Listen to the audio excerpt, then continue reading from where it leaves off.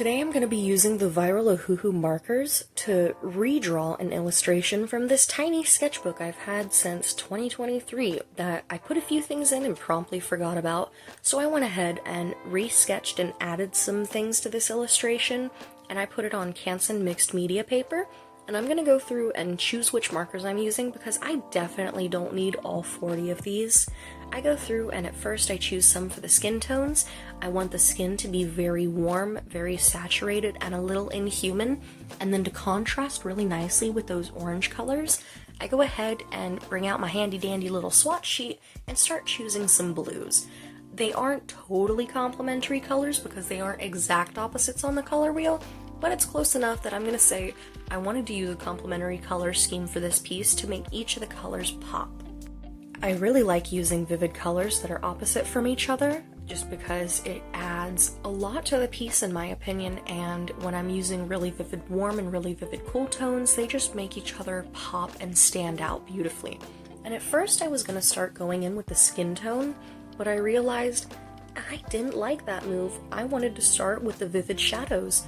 So instead I changed over to the orange and just started lining all of the features that I wanted to really pop with some shadows on the face and that giant eyeball staring at me.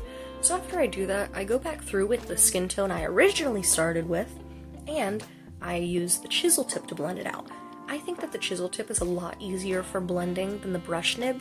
These markers blend really well when the ink is wet and saturated, so by using the chisel tip, it allows me to get a lot of color down at once and really start blending these all out.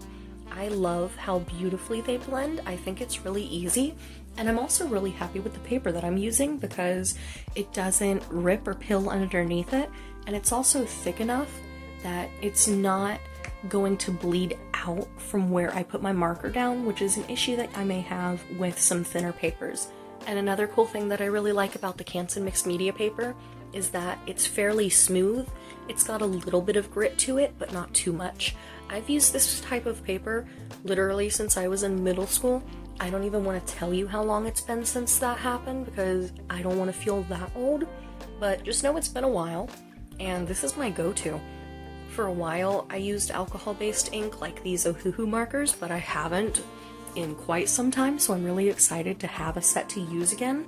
But also, I typically use watercolor and gouache, so the mixed media paper is really good for all of the above. And I can also appreciate that it's pretty cheap, so I'm not going to break the bank trying to get a new sketchbook. They literally have it at Walmart for under 10 bucks, so that's good enough for me. And I'm going through with this blue shades to really add color to the face and bring all of the details out. I wanted her lips, eyes, eyebrows, all to be that same shade of blue, and I tie that blue into the background as well, and I go ahead and start coloring. I don't even know what you would call these little parts. They're just like little connectors. I don't know what any of the proper words should be. I know I've got all kinds of cable and wires in the background there, lots of tubes, and I do not draw mech ever. So this was really different for me, and it's not even like proper mech. It's just a little surreal, a little different, and I'm honestly pretty happy with how it turns out at the end, but we're not there yet. So instead, I'm going through with some oranges and yellows to make that eye pop. In the end, it almost looks a little hazel, which I thought was really cool. And then I'm going to choose a dark gray and start coloring in all of the tubing in the face behind the face. And so in that little part, there's a lot of tubing and there's a lot of wires, and I decided on the wires being yellow and orange, so that way they stand out and it makes the yellow and orange of the skin tones pop a little bit more too.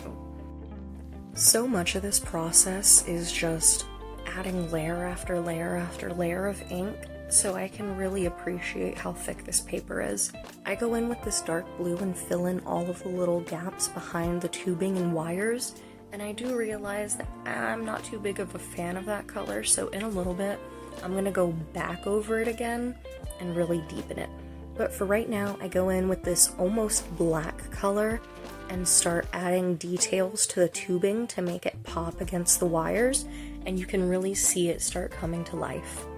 I do like how fine of a point these little nib tips get, And I did misspeak earlier when I said that I think the chisel tip is easier to blend with than the brush tip.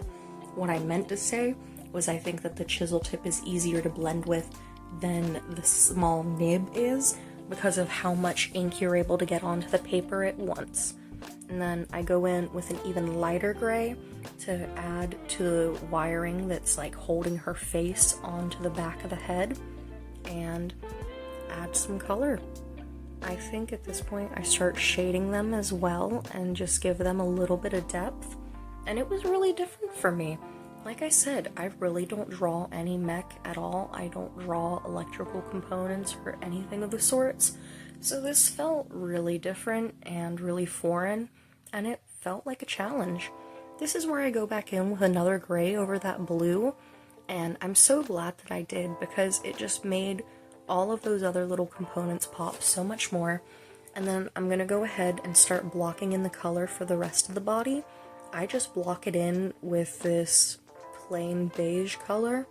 I wasn't sure what I wanted to do for the rest of the body, mostly because it wasn't part of the original sketch, not sure if you can tell, but I wanted it to, you know, stand out on its own, and I feel like by adding the hands, I was really able to elevate this sketch. And it feels serene but disconnected, which is something I can appreciate. At this point I've started shading the lips, and I go back in with a lighter blue to blend it back out, and I bring that light blue down into the rest of the body. I really don't want the body to have too much attention to it. I don't want it to take away from the face or anything else in the piece. So I try to keep it pretty simple with how I shade and color it, bringing the blues and oranges from the face back down into it so it feels cohesive. I did misspeak slightly earlier when I said that I think the chisel tip is easier to blend with than the brush, because these pens don't have a brush nib, it has a really fine point nib, and that's what I meant to say. It's a lot easier to blend out with the chisel than it is that fine point nib, just because of how much ink you're able to layer down at once. I think it's also safe to say that the other reason I didn't do as much with the lower body is literally because it wasn't part of the original sketch, so I didn't have a plan for it, but I was still pretty impressed with what I was able to come up with on the spot. The part that I haven't started coloring yet in those swirls, like the smoky swirls, I actually make the hand that's underneath it look like it's robotic with metal plates, so I was pretty happy with that idea that I came up with. But for now, I go through with that blue that I mentioned, and I start adding it to the lower body and blending it upwards, just so it fades out a little bit. I don't know why I do this, other than because I think it looks cool. And sometimes when you're making art, that's really the only reason you need to make something, is because it looks cool. It doesn't need to be any deeper than that. You can do things for whatever reason you want to. It's art, it's subjective, and it doesn't matter. It does feel so weird re-illustrating my old pieces and giving them life and doing them justice in a way that I never thought that I really could. Obviously, my skill level has improved in the last couple of years just because of how much effort I've put into my art and how long I've been drawing. So every now and then I like to redraw my old pieces just as kind of proof to myself, telling myself that, yeah, I can still do this, I can do this better. Even if it doesn't come out better, I can still do it again and again. That's the cool thing about art.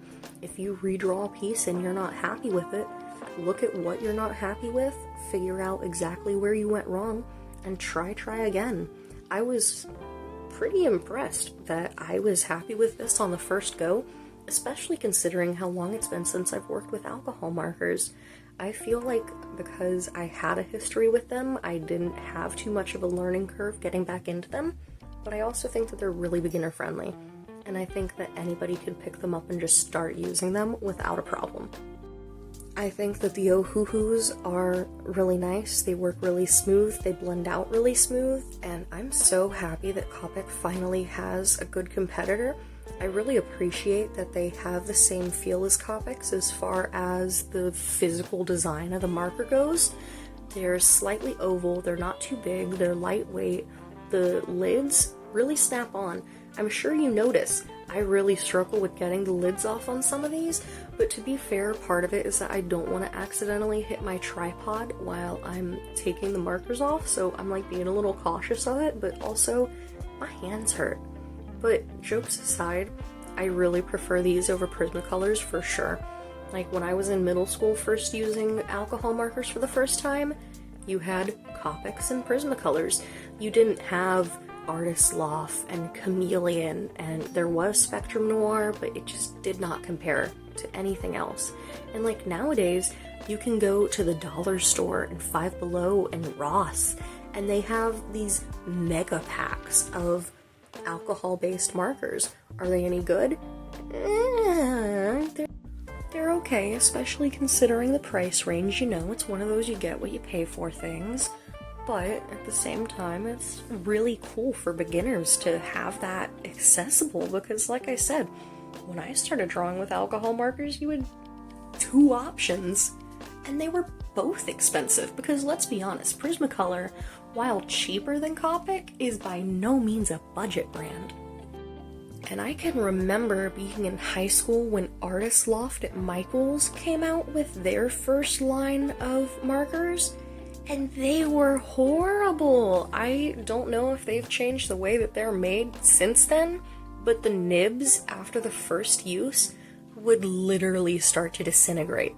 So like, I was excited that I could get a marker for under $3 and it had a brush nib until I actually tried it and realized, okay, yeah, it's that cheap for a reason. I'm gonna end up spending 3 times as much just because of the nibs.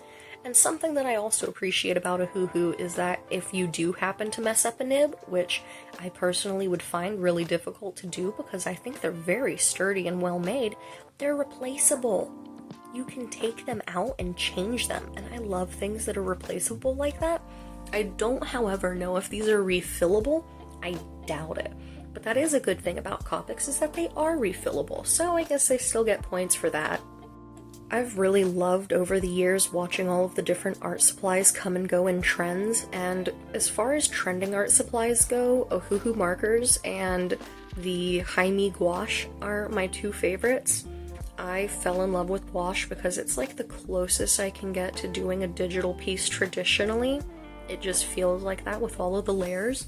And I love markers because it gives me the saturation that I'm looking for when I do traditional, or not traditional, when I do digital art. When I think about my style as an artist and staples of my art, I always think really high saturation, really bold lines.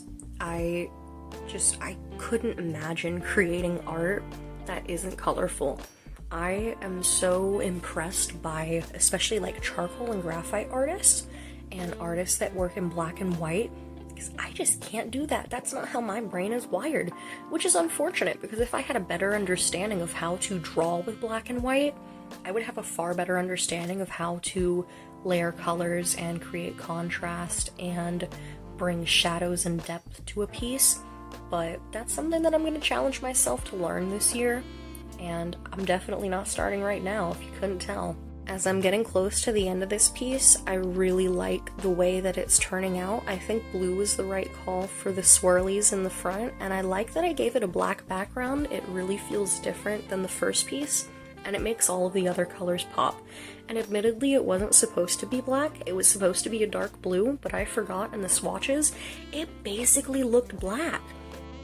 But that's okay, and to finish up the coloring for this piece, I go in with a lighter blue just to add some depth to those little swirls to make them feel like they're popping just a little bit more. And after I'm done with that, I go ahead and start cleaning up my markers, and I can get to lining. To line this piece, I'm going to be using a Kuretake Bimoji pen. It is, I think, a medium nib. Usually I use brush tips, but I couldn't find my brush tip anywhere, so it might be time to invest in a new one, especially considering that both of these are probably close to 2 or 3 years old now, which I forgot about while I was lining, and I was so disappointed because this pen is on its last limb and it is slowly but surely running out of ink. And there's even a couple parts where I'm lining this where I'm like, oh god, is there even enough ink left to finish it? But thankfully there was, but just barely. So I go through and add all of those little tiny details, and it really just makes everything pop and ties everything together. I'm so glad that I trusted the process for this. Do you think that you trusted the process? Do you think that the process was worth trusting? Because I do, and I'm so happy with how it turned out. And I'm also so happy that I get to make these videos and share them with you. I've always loved sharing my art, and it feels so wild to watch my platform grow as I share it. I appreciate and love every single subscriber that I have right now. I can't believe how quickly this channel has grown, and I can't believe the support that every one of you have shown me. So I really hope that you appreciate and enjoy this piece as much as I did. I loved making it, I loved filming it, I loved recording it. I hope you loved looking at my nose too, because you're gonna get a view of that. What is on it? Did I get ink or something on my nose? I don't know. Who knows? I sure don't. But if you enjoyed this video, don't forget to like and subscribe, or even leave me a comment. Every time you do, my heart grows 3 times in size. It is quickly growing out of my chest. Please help. What have you done to me? Anyways, this is the final piece, and I'm really happy with how it turned out. I hope you like it just as much as I do, and I can't wait to see you in the next video. Thank you, and bye-bye.